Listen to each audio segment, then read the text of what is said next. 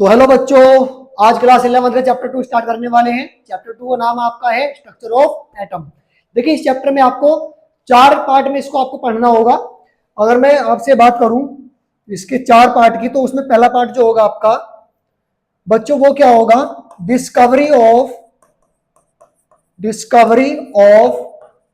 सब atomic particle. Discovery of सब atomic particle. Second part जो इसमें आपका होगा वो होगा एटॉमिक मॉडल्स। क्या होगा? Atomic model. अब बच्चों इसमें एटॉमिक मॉडल कौन कौन से होंगे? देखिए, पहला थॉमसन मॉडल होगा, दूसरा रदरफोर्ड वाला होगा, थर्ड इसमें आपका बोर मॉडल होगा, और फोर्थ इसमें क्वांटम मैकेनिकल मॉडल होगा। ठीक है।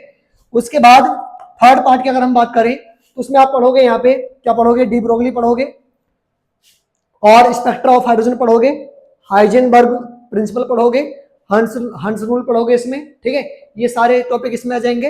और फोर्थ पार्ट की अगर मैं बात करूं, फोर्थ में आप पढ़ने वाले हैं क्या, क्वांटम नंबर। ठीक है, तो ऐसे करके हम इस चैप्टर को 4 पार्ट में डिवाइड कर लेंगे। पहला पार्ट क्या होने वाला है इसमें हमारा, डिस्कवरी ऑफ सब एटॉमिक पार्टिकल्स। तो आज मैं आपको फर्स्ट लेक्चर में फर्स्ट पार्ट इसका कवर कराने वाला हूं, जो कि क्या है, डिस्कवरी ऑफ सब एटॉमिक पार्टिकल्स। हमने लास्ट चैप्टर में पढ़ा था, डाल्टन्स एटॉमिक थ्योरी थी, उसमें हमने पढ़ा था कि एटम जो होता है वो इनडिविजिबल होता है। ठीक है, बट यहाँ पर वो कॉन्सेप्ट आपका फेल हो जाएगा। यहाँ पर हमें क्या पढ़ना है कि एटम के अंदर भी सब एटॉमिक पार्टिकल है, मतलब एटम भी डिविजिबल है। ठीक है, एटम क्या है, डिविजिबल है। क्लियर है? तो बच्चों बिना किसी देरी के स्टार्ट करते हैं। अगर आप चैनल पर नए हैं तो सब्सक्राइब कीजिए और अपने दोस्तों के साथ में ज्यादा से ज्यादा शेयर कीजिए। ठीक है, तो अब इसमें देख लीजिए, पहले क्या है, इंट्रोडक्शन ऑफ एटम। पहला पॉइंट इसमें दिया है बच्चों आपको, इंट्रोडक्शन ऑफ एटम। तो यहाँ पर एक मैटर दिया हुआ है ये। अब ये जो मैटर है ये कंजिस्ट किया हुआ है किससे, स्मॉलेस्ट पार्टिकल से, दैट इज एटम। ये क्या है, इसमें एटम है, एटम का अरेंजमेंट है जिससे कि एक मैटर को बनाया गया है। इन्होंने क्या बताया भाई, एटम जो होता है वो किस वर्ड से लिया गया है, ग्रीक वर्ड से लिया गया है, जो कि कौन था आपका, एटोमियो। एटोमियो से लिया गया एटम्स जो होता है, और इसका मीन्स क्या होता है बच्चों, इनडिविजिबल। ठीक है, और ये एक स्मॉलेस्ट पार्टिकल होता है, आपको सभी को पता ही है भाई, किसी भी मैटर का स्मॉलेस्ट पार्टिकल क्या होता है, एटम्स होता है, और जो कि क्या होता है, इनडिविजिबल होता है। अभी तक हमने ये पढ़ा था केवल।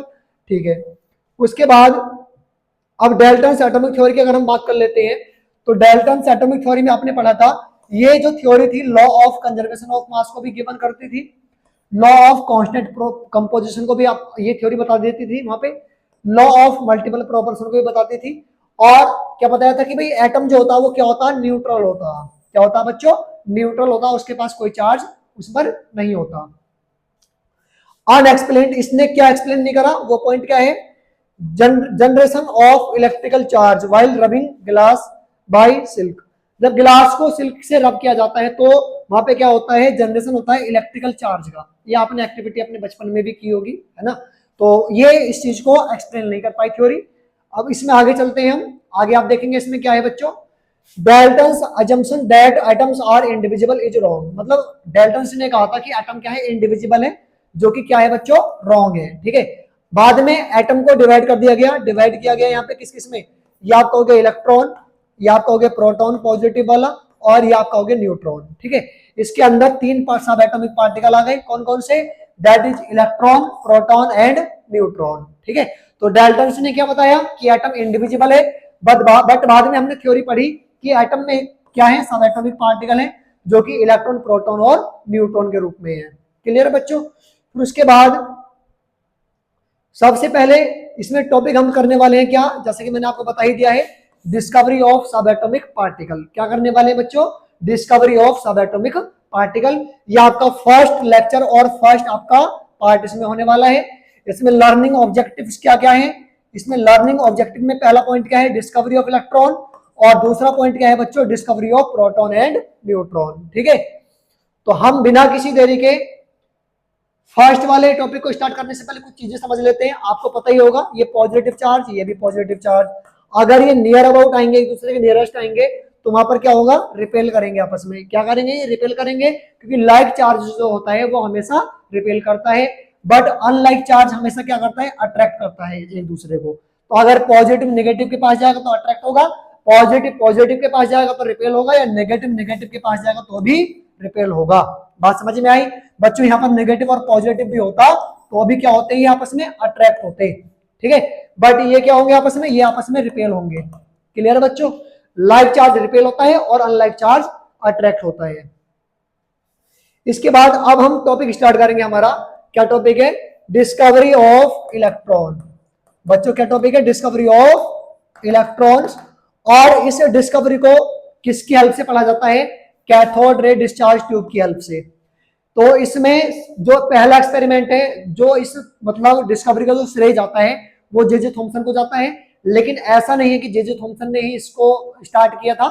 ये एक्सपेरिमेंट पहले भी स्टार्ट हुआ था, ठीक है। सबसे पहले क्या क्या था कि क्रूक एक साइंटिस्ट थे, उन्होंने क्या बताया था कि जो एयर होती है, क्या होती है बच्चों? एयर। एयर जो होती है वो आपकी इलेक्ट्रिसिटी की इंसुलेटर होती है। बट वहां पे ये बताया गया, उन्होंने ये भी बताया अगर उसको हाई वोल्टेज और लो प्रेशर पे रखेंगे तो वो भी एक गुड कंडक्टर बन के आती है। किसका? इलेक्ट्रिसिटी का, ठीक है। तो यहाँ पर ये जो आपका डिस्चार्ज ट्यूब दिख रहा है, इस डिस्चार्ज ट्यूब की कंडीशन होती है, वो कंडीशन क्या है बच्चों? कि इसको लो प्रेशर पे रखा जाता है और हाई वोल्टेज दिया जाता है। इलेक्ट्रिसिटी जो पास करते हैं इसमें से वो हाई वोल्टेज वाली पास कराते हैं, और इसका जो प्रेशर रखा जाता है वो बहुत लो रखा जाता है, ठीक है। तो यहाँ पे आपको दिख रहा होगा ये एक डिस्चार्ज ट्यूब है, ठीक है, ये हो गई। और ये एक कैथोड प्लेट लगी हुई है, ये आपका एनोड वाली प्लेट लगी हुई है जिसको हम इलेक्ट्रोड भी बोल सकते हैं। यहाँ पर एक बैटरी लगाई हुई है इन्होंने, ये नेगेटिव टर्मिनल है और ये वाला पॉजिटिव टर्मिनल है। इसकी हम बात करें तो यहाँ पर जो वोल्टेज होगा वो कैसा होगा? हाई वोल्टेज होगा इसका, ठीक है। और प्रेशर जो होगा बच्चों इसमें, ये वैक्यूम पंप है, ठीक है, ये वैक्यूम पंप दिख रहा होगा आपको। प्रेशर जो होगा वो क्या होगा? वेरी वेरी लो होगा इसमें, ठीक है। तो ये दो कंडीशन आपको याद रखनी है, कौन कौन सी? हाई वोल्टेज और लो प्रेशर। क्लियर है बच्चों? ये दो वायर है हमारी जो कि बैटरी से कनेक्ट होकर ये कहां जा रही है? हमारी इलेक्ट्रोड पर, जिसमें कि कौन कौन सी इलेक्ट्रोड हमें लगी हुई है? कैथोड इलेक्ट्रोड और एनोड, ठीक है। अब इसमें देखिए ये जो आपको रिजल्ट दिख रहा है, ये जो आपका, अगर मैं इसकी बात करूं, ये जो डॉट डॉट में लाइन आपको दिख रही है, ये क्या है बच्चों? कैथोड रेज है, ठीक है। इसके बारे में मैं अभी आपसे बात करने वाला हूं। तो हम नेक्स्ट स्लाइड पे चलेंगे। देखिए इन्होंने क्या करा, जो कैथोड एक्सपेरिमेंट था, कैथोड एक्सपेरिमेंट में क्या करा इन्होंने, देखो ये आपकी कैथोड प्लेट हो गई और ये आपकी एनोड वाली हो गई। यहां पर हाई वोल्टेज बैटरी लगा दी, ठीक है बच्चों। उसके बाद में क्या करा, यहाँ पे प्लस यहाँ पर माइनस, ये आपका कैथोड और बच्चों ये आपका एनोड। क्लियर? और यहां पर क्या था? हाई वोल्टेज था। यहां पर एक वैक्यूम पंप भी लगाया, ठीक है। अब इसमें क्या करा, ध्यान से सुनना। जैसे ये मतलब वायर कनेक्ट करी बैटरी से, तो यहां पर ये जो हमारा ये वाला जो एनोड है, इसमें छोटे छोटे होल कर दिए। देखो कंडीशन समझिए इसकी क्या है। पहली कंडीशन कंप्लीटली इवैक्यूएटेड ट्यूब, जो हमारे पास ट्यूब थी वो क्या कैसी कर दी? इवैक्यूएट कर दी। दूसरा पॉइंट क्या उसमें? Hole was created in anode, जो एनोड वाला प्लेट था इसमें, उसमें क्या कर दिया? छोटे छोटे होल कर दिए। तीसरा पॉइंट क्या था उसमें? Zinc sulphide screen was placed behind the anode, जो एनोड वाला इधर वाला जो पार्ट है, इधर किसको अरेंज कर दिया? किसको लगा दिया? यहाँ पे जिंक सल्फाइड की एक प्लेट को लगा दिया, स्क्रीन को लगा दिया। आप यहाँ पे देख सकते हैं क्लियरली मेंशन किया हुआ है, ये जिंक सल्फाइड की क्या है? स्क्रीन लगी हुई है, ठीक है। और ये आपका कैथोड हो गया, ये आपका एनोड हो गया। तो अब आप समझिए ये वाला टर्मिनल कैसा है? नेगेटिव, और ये वाला टर्मिनल कैसा है? पॉजिटिव। तो यहां से कुछ रेज निकले जो कि इधर को गए, और जो ये वाले होल थे छोटे छोटे इसमें बने हुए, जो इसमें होल थे बने हुए आपके यहाँ पे, इन होल से जब ये रेज पास हुए तो यहाँ पर स्क्रीन लगी हुई थी, उस स्क्रीन पर जाकर के ये जो रेज थे आपके ग्लो करने लग गए, ठीक है। इसकी ऑब्जर्वेशन क्या क्या है? ऑब्जर्वेशन देख लीजिए। First observation, cathode rays move from cathode to anode. जो कैथोड रेज होती है भाई, ये वाला कैथोड था और ये वाला आपका एनोड था। तो रेज हमारे कैथोड से कहां जा रहे थे? एनोड की ओर। दूसरा ऑब्जर्वेशन क्या था? Cathode rays are invisible. Cathode rays जो थे वो कैसे थे? इनविजिबल थे, वो हमें विजिबल नहीं हो रहे थे। वहां पर जो जिंक सल्फाइड की स्क्रीन लगी हुई थी, वहां पर जाकर के वो जब रे हिट हुए तब जाकर के वो ग्लो हुए थे, उससे पहले वो हमें विजिबल नहीं थे। ठीक है। थर्ड पॉइंट क्या था इसमें, these raise travel in straight line, जो ये रेज थे कैथोड से एनोड की ओर जो जा रहे थे वो एक स्ट्रेट लाइन में ट्रेवल कर रहे थे, वहां पर कोई भी उनका पाथ डिफ्लेक्शन उनके पाथ में नहीं था। ठीक है। Fourth point, in presence of electric field and magnetic field it deflected toward positive plate. जब यहाँ पर इलेक्ट्रिक फील्ड और मैग्नेटिक फील्ड अप्लाई करा तो ये जो रेज थे आपके ये कहां पर डिफ्लेक्ट हो गए, पॉजिटिव प्लेट की ओर को डिफ्लेक्ट हो गए।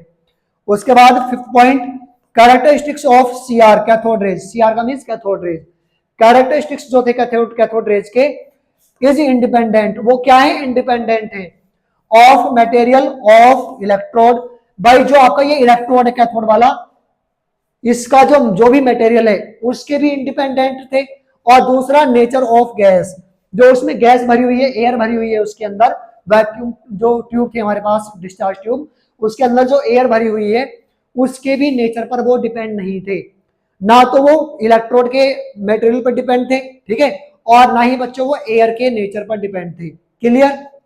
उसके बाद आगे क्या बोला, cathode rays negatively charge particle, cathode rays जो थे वो नेगेटिव चार्ज के बने थे, नेगेटिव चार्ज को पहले नाम दिया गया था क्या, नेगाट्रॉन, क्या नाम दिया गया था बच्चों, नेगाट्रॉन, जिसको बाद में क्या बताया गया, इन्होंने बाद में क्या बताया, इलेक्ट्रॉन नाम दिया। पहले जे थॉमसन ने इनका नाम नेगाट्रॉन दिया था, बाद में इस नाम को चेंज करके इलेक्ट्रॉन रखा गया। ठीक है। तो यहाँ पे जो आपके कैथोड रेज थे वो पॉजिटिव से नेगेटिव से पॉजिटिव की ओर को अट्रैक्ट हो रहे थे, दैट मींस वो एक नेगेटिव चार्ज के बने थे, नेगेटिव चार्ज पार्टिकल थे जिनका नाम क्या था, नेगाट्रॉन, और जिनको बाद में क्या कहा गया, इलेक्ट्रॉन के नाम से जाना गया। ठीक है। फिर उसके बाद इसमें कुछ मॉडिफिकेशन करा, मॉडिफिकेशन करने से पहले इसमें कुछ पॉइंट ऑब्जर्व करें, जैसे कि डिफ्लेक्शन डिपेंड्स ऑन, जो रेज थे आपके, रेज कौन से वाले, कैथोड रेज। ठीक है।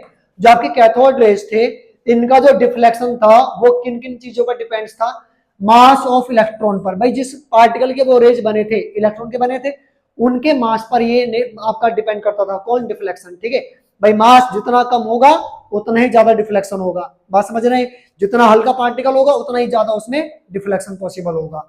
दूसरा point, charge on electron, electron पर चार्ज जितना ज्यादा होगा उतना ही डिफ्लेक्शन भी ज्यादा होगा। Third point, strength of the field, field जो भी आप उस पर अप्लाई कर रहे हैं, लाइक कौन सा, इलेक्ट्रिक फील्ड या मैग्नेटिक फील्ड, जितना ज्यादा स्ट्रेंथ होगी उस फील्ड की उतना ही ज्यादा उसमें डिफ्लेक्शन देखने के लिए मिलेगा। ठीक है बच्चों, ये डिफ्लेक्शन इन चीजों पर डिपेंड्स करता था। इसके बाद फिर आप इसमें देखेंगे, देखिए इलेक्ट्रिक फोर्स जो कि कोई भी चीज है उसको ऊपर की ओर खींचता है, मैग्नेटिक फोर्स, भाई इलेक्ट्रिक फील्ड लगाओगे तो वो उसको ऊपर की ओर खींचेगा, उसको बोलेंगे इलेक्ट्रिक फोर्स। और मैग्नेटिक फोर्स कब लगेगा, ये जब मैग्नेटिक फील्ड हम नीचे की ओर से अप्लाई करेंगे, और ये एक फोर्स किस डायरेक्शन में शो करेगा, ये वाला जो फोर्स है इस डायरेक्शन में कौन सा फोर्स लगेगा, स्टैटिक फोर्स। तो यहाँ पर अप्लाई कर दिया, एक मैग्नेटिक फील्ड अप्लाई कर दिया और एक इलेक्ट्रिकल चार्ज इसमें अप्लाई कर दिया, इलेक्ट्रिक फील्ड अप्लाई कर दिया। ठीक है। तो अब यहाँ से जो रेज था आपका, ये जो कैथोड रेज है ये स्ट्रेट लाइन में ट्रेवल कर रहा था, तो जब यहाँ से इन्होंने मैग्नेटिक फील्ड अप्लाई करा तो ये जो रेज था आपका नीचे की ओर को डिफ्लेक्ट हो गया। जब इलेक्ट्रिक फील्ड अप्लाई करा तो ये जो रेज था आपका ये ऊपर की ओर को डिफ्लेक्ट हो गया। और जब दोनों को बैलेंस कर दिया, जब इलेक्ट्रिक फील्ड और मैग्नेटिक फील्ड दोनों को बैलेंस कर दिया तो ये जो रेज था आपका ये भी क्या हो गया, बैलेंस हो गया। ठीक है। तो दोनों अगर परपेंडिकुलर थे तो ये बी पर जाकर के हिट हो रहा था, इलेक्ट्रिकल फील्ड उस पर अप्लाई किया गया तो वो रेज कहां पर हिट हो गया, जाकर के ए पॉइंट पर, और जब मैग्नेटिक फील्ड उस पर लगाया गया तो वो रेज कहां पर हिट हो गया, जाकर के सी पॉइंट पर। ठीक है। और ये जो स्क्रीन आपकी दिख रही है ये कौन सी स्क्रीन है, फ्लूओरेसेंट स्क्रीन, जिसको हम जिंक सल्फाइड की स्क्रीन भी बोलते हैं। क्या बोलते हैं बच्चों, जिंक सल्फाइड स्क्रीन भी बोलते हैं उसको। और ऐसे करके उन्होंने जे थॉमसन ने उसका charge to mass ratio calculate कर लिया, और चार्ज टू मास रेशियो कितना निकल के आ गया, 1.78820 into 10 to the power 11 coulomb पर किलोग्राम। क्या निकला, 1.758820 into 10 to the power 11 coulomb पर केजी। ये क्या आया बच्चों, एक इलेक्ट्रॉन का चार्ज टू मास रेशियो निकल के आया। ठीक है, क्या निकल के आया, चार्ज टू मास रेशियो। और उसके बाद अब हम आगे बात करने वाले हैं इसमें चार्ज की, किसकी बात करने वाले हैं बच्चों, चार्ज की, कि इलेक्ट्रॉन पर चार्ज कितना आएगा। तो चार्ज के लिए एक एक्सपेरिमेंट और हुआ जिसका जिसको किसने डिस्कवर किया, मिलिकन ने, जिसको हम मिलिकन ऑयल एक्सपेरिमेंट भी मतलब नाम देते हैं। तो उसमें क्या होता है उसको हम देख लेंगे एक बार। इसका नाम होता है मिलिकन्स ऑयल ड्रॉप मेथड या मिलिकन्स ऑयल ड्रॉप एक्सपेरिमेंट। इन्होंने क्या करा, दो प्लेट ली, यहाँ पर एक पॉजिटिव, इस पर पॉजिटिव चार्ज था, ये नेगेटिव चार्ज वाली प्लेट थी, ठीक है। और इन्होंने क्या करा, एक एटोमाइजर लिया, ये यहां से ऑयल को ड्रॉप करा, और जो ऑयल की ड्रॉप थी, ये ऑयल की ड्रॉप है यहाँ पे ऊपर की ओर किस फील्ड को शो कर रही है, इलेक्ट्रिक फील्ड को। नीचे की ओर कौन सा फील्ड लग रहा है, इस पे ग्रेविटी फोर्स। भाई जब ऑयल आप डालोगे तो ऑयल नीचे की ओर जाएगा, किसकी हेल्प से जाएगा, वो ग्रेविटी की हेल्प से जाएगा।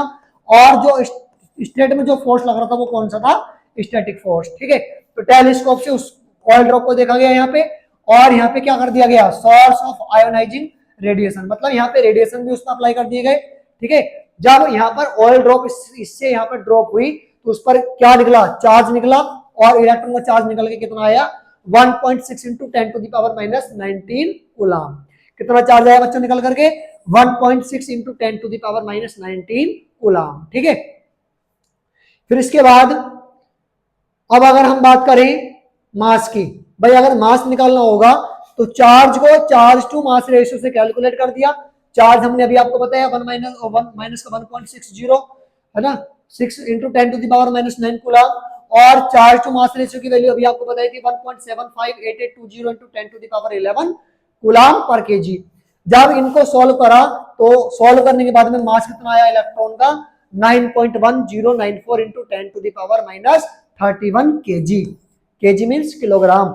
अगर आप इसको ग्राम में निकालते हैं तो यहाँ पर मल्टीप्लाई में 10 की पावर माइनस 28 ग्राम आ जाएगा, ठीक है। तो आप ग्राम में भी निकाल सकते हैं इसको। क्लियर है बच्चों। तो ऐसे आपकी डिस्कवरी हुई यहां से किसकी, इलेक्ट्रॉन की। अब इसके बाद देखिए एटम क्या था, भाई बच्चों एटम क्या था, एटम था आपका न्यूट्रल। न्यूट्रल बोले तो कोई चार्ज नहीं होता जिसके पास। अब एटम के अंदर एक सब एटॉमिक पार्टिकल मिल गया जो कि क्या है, इलेक्ट्रॉन, जिस पर कैसा चार्ज है बच्चों, नेगेटिव चार्ज। तो उसके अंदर पॉजिटिव चार्ज वाला पार्टिकल भी होगा, क्योंकि एटम क्या है, ओवरऑल न्यूट्रल है। तो यहाँ पर पॉजिटिव चार्ज की भी डिस्कवरी होगी, पॉजिटिव पार्टिकल की भी डिस्कवरी होगी, जिसको क्या कहा जाता है, डिस्कवरी ऑफ प्रोटॉन। और मॉडिफिकेशन क्या करा इसमें, भाई जो अभी आपने पढ़ा था कैथोड रे एक्सपेरिमेंट में, जो आपका एनोड वाला इलेक्ट्रोड था उसको परफोरेटेड किया था, मतलब उसमें छोटे छोटे होल किए थे।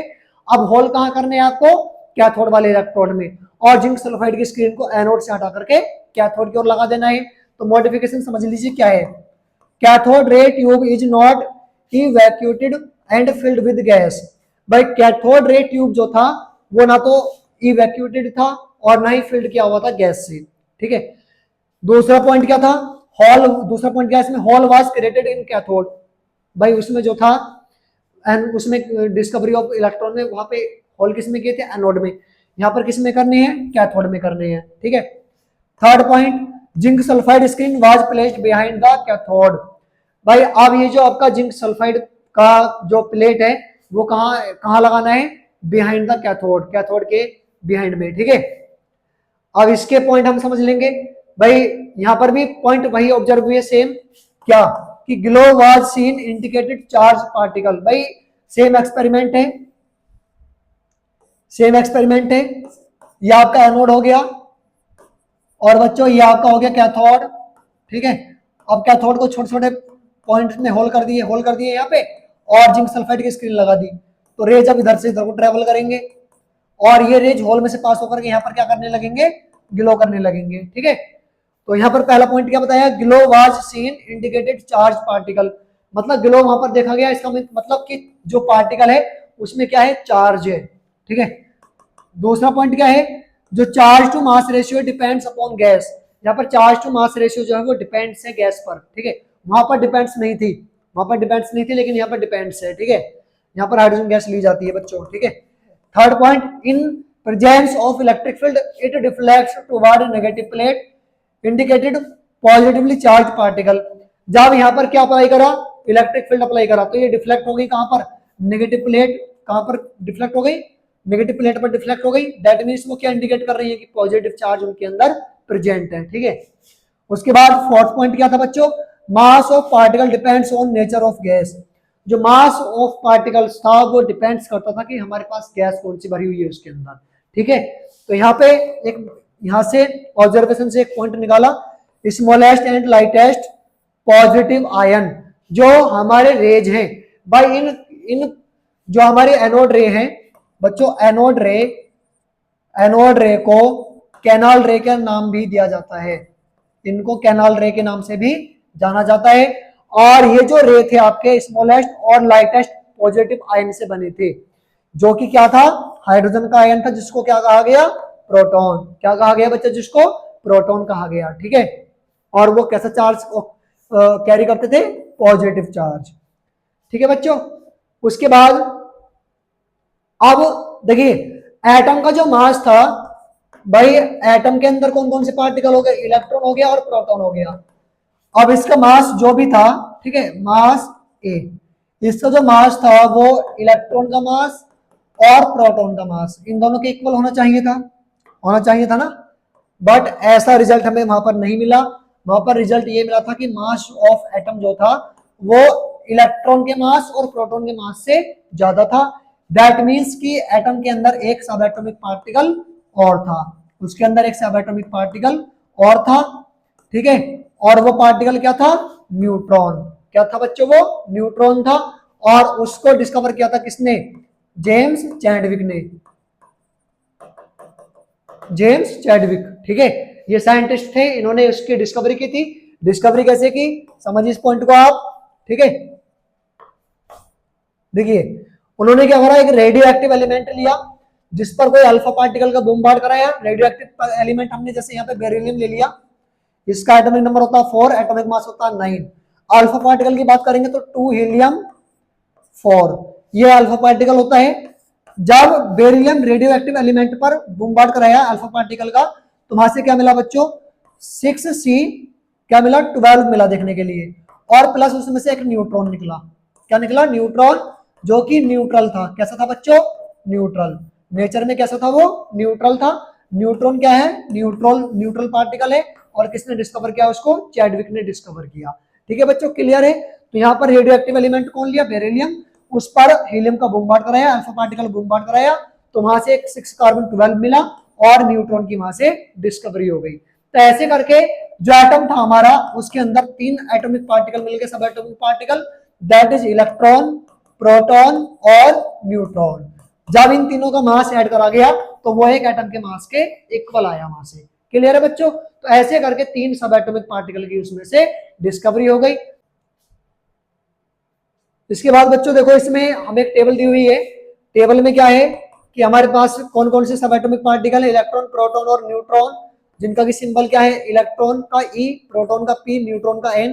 आप देख सकते हैं यहाँ पर एब्सोल्यूट चार्ज ये हो गया, इनका रिलेटिव चार्ज ये हो गया, और मास ये हो जाएगा। ठीक है, अब इसमें आपको एक बात ध्यान रखनी है, प्रोटॉन और न्यूट्रॉन, इनके मास में बस थोड़ा सा ही डिफरेंस होता है। आप देख सकते हैं यहाँ पर जो आपकी वैल्यू है, आप देख सकते हैं यहाँ पर क्या है, इसका मास कितना है 1.67262, इसका मास क्या है 1.674927। ठीक है, तो मास में थोड़ा सा ही डिफरेंस मिलेगा बस।